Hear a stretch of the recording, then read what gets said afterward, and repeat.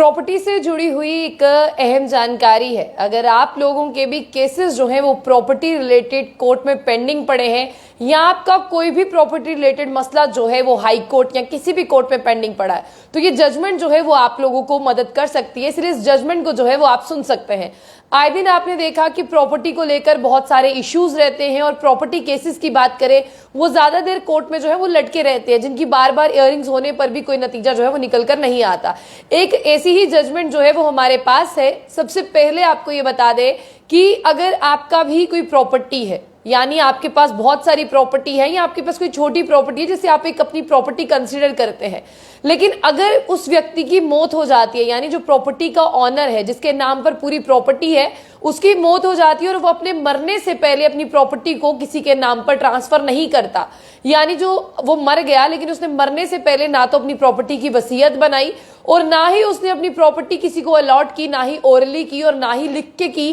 कि मेरे मरने के बाद मेरी इस प्रॉपर्टी का सारा मालिकाना हक जो है वो उससे मिलेगा, तो अमूमन जाहिर सी बात है उसके पीछे अगर कोई उसकी पत्नी होगी तो वो प्रॉपर्टी जो है वो उसकी हो जाती है। एक ऐसी ही जजमेंट जो है वो हमारे पास है। जब आप इस जजमेंट को सुनेंगे हो सकता है कि ये जजमेंट जो है इन फ्यूचर आपके बहुत ज्यादा काम आए। सबसे पहले आपको यहाँ पर ये बता दें कि एक व्यक्ति जो है वो उसकी मौत हो जाती है, लेकिन मरने से पहले उसने अपनी प्रॉपर्टी किसी भी तरह से ट्रांसफर नहीं की और ना ही उसने अपनी प्रॉपर्टी का हिस्सा किया है कि मेरे मरने के बाद मेरी प्रॉपर्टी जो है वो इसे दीजिएगा या इसे दीजिएगा। मरने वाले शख्स की बीवी जो है वो पीछे रह जाती है और अमूमन और साफ तौर पर कोर्ट की नजरों में भी और जिस तरह से कहते हैं कि लॉ की हिसाब से भी उसकी पत्नी जो है वो मालिक हो जाती है। यानी किसी भी तरह से अगर मरने वाले ने वसीयत बनाई है या नहीं बनाई है लेकिन उसके मरने के बाद उसकी पत्नी पीछे है, तो साफ तौर पर कानून जो है वो पूरे हक हकूक और पूरी प्रॉपर्टी जो है वो उसकी पत्नी को देता है।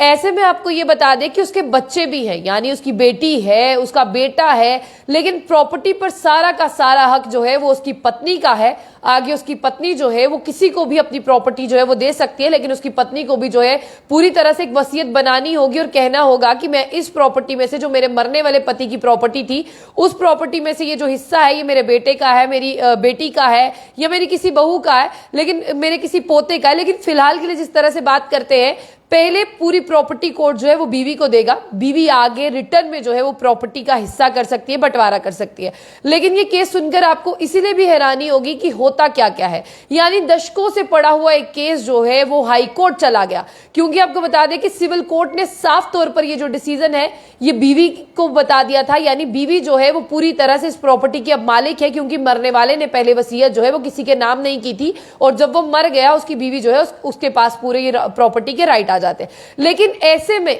मरने वाले के भाई की अगर बात करते हैं, यानी आप जानते हैं कि मरने वाले का भाई या बहन होगी, वो कोर्ट पहुंचते हैं, यानी वो हाई कोर्ट पहुंचते हैं। डिसीजन सिविल कोर्ट का था जिसमें बीवी को जो है वो पूरी प्रॉपर्टी दी जाती है, वो हाई कोर्ट पहुंचते हैं और हाई कोर्ट में जाकर ये कहते हैं कि जो हमारा भाई है जो अब इस दुनिया में नहीं रहा, जब वो ये प्रॉपर्टी बना रहा था उसके पास इतने पैसे नहीं थे इस प्रॉपर्टी को परचेज करने के लिए, हमने उसकी बहुत ज्यादा मदद की है और आज अगर इस प्रॉपर्टी का आप हिस्सेदार इसकी बीवी को मानते हैं तो हिस्सेदार जो है वो हम भी होंगे, क्योंकि जब वो प्रॉपर्टी परचेज कर रहा था, जब वो ये प्रॉपर्टी बना रहा था, आज जो आपने सारी प्रॉपर्टी उसकी पत्नी को दे दी, इस प्रॉपर्टी पर हमारा भी हक है। लेकिन सिविल कोर्ट ये डिसीजन जो है वो पहले ही सुना चुका था कि ये प्रॉपर्टी जो है वो बीवी के पास जाएगी, लेकिन बीवी की जिस तरह से बात करते हैं उसके बच्चे भी अभी जिंदा है, उनके पास भी नहीं जाएगी, बीवी के पास जाएगी। तो ऐसे में आपको बता दें कि कर्नाटका हाई कोर्ट का ये डिसीजन आता है कि वो सिविल कोर्ट के डिसीजन को बरकरार रखते हैं और वो ये कहते हैं कि ऐसा क्यों। आपको ये जानना होगा कि क्यों कोर्ट ने जो है यहाँ पर उसके अपीलेंट की जो है वो पूरी तरह से आपको बता दें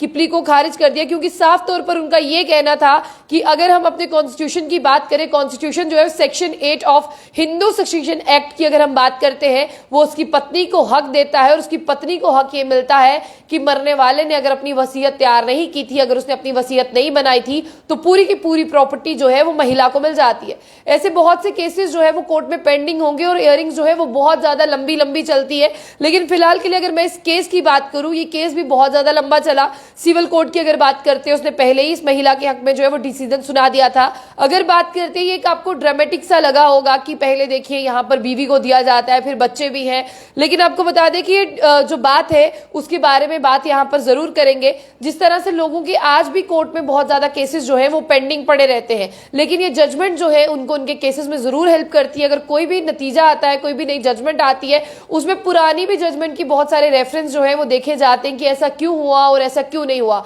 अगर कोर्ट केसेस जो है वो बहुत ज्यादा लंबे चलते हैं तो उनमें पूरी जितनी भी जजमेंट उनसे जुड़ी हुई होती है उन्हें भी देखा जाता है। फिलहाल के लिए आपको बता दें कि अगर प्रॉपर्टी केसेस की बात करें, प्रॉपर्टी केसेस बहुत सारे हैं और अलग अलग प्रॉपर्टी के जो है वो अलग अलग से सर्कमस्टांसेस रहते हैं। ऐसा नहीं है कि सारे केसेस जो है वो एक ही तरह के होते हैं। फिलहाल के लिए कर्नाटक हाईकोर्ट की बात करते हैं, उन्होंने ये डिसीजन बताया कि नहीं, मतलब हिंदू एक्ट के अनुसार ये जो प्रॉपर्टी है ये महिला को दी जाएगी, और अगर मैं प्रॉपर्टी की बात करूं तो उस पर जो है वो महिला का हक है। फिलहाल के लिए आप जो इस खबर को देख रहे हैं, आप हमें जरूर बताइएगा कि किस तरह से आपको ये खबर जो है वो समझ आती है, और समझ आने के साथ साथ जितने भी लोग इस खबर को देख रहे हैं वो इस खबर को जरूर शेयर करें, क्योंकि कर्नाटक हाईकोर्ट की बात करते हैं, उन्होंने एक लॉन्ग टर्म जो केस पेंडिंग चल रहा था, पहले सिविल कोर्ट में गया, वहां पर इसका डिसीजन हुआ, उसके बाद में केस की बात करते हैं हाई कोर्ट में। हाँ, अब लास्ट ऑप्शन है जो अपीलेंट थे जिन्होंने हाई कोर्ट का दरवाजा खटखटाया था, अब वो कुछ पुख्ता प्रूफ लेकर, क्योंकि वो कुछ भी प्रूफ नहीं कर पाए, वो ये भी प्रूफ नहीं कर पाए थे कि हमने उन्हें पैसे दिए थे, हमने उनकी मदद की थी, अब वो अपना केस लेकर जो है वो सुप्रीम कोर्ट में अपनी याचिका दायर कर सकते हैं। अगर हाई कोर्ट से आपका कोई डिसीजन या आपको सेटिस्फाइड नहीं होते, आप अपना केस लेकर जो है सुप्रीम कोर्ट जा सकते हैं। तो अब इनके पास भी ऑप्शन है कि ये जाएंगे, लेकिन फिलहाल के लिए आप इस खबर को शेयर करिएगा और जाने से पहले जंबू बुलेटिन न्यूज को लाइक और फॉलो करना ना भूलें।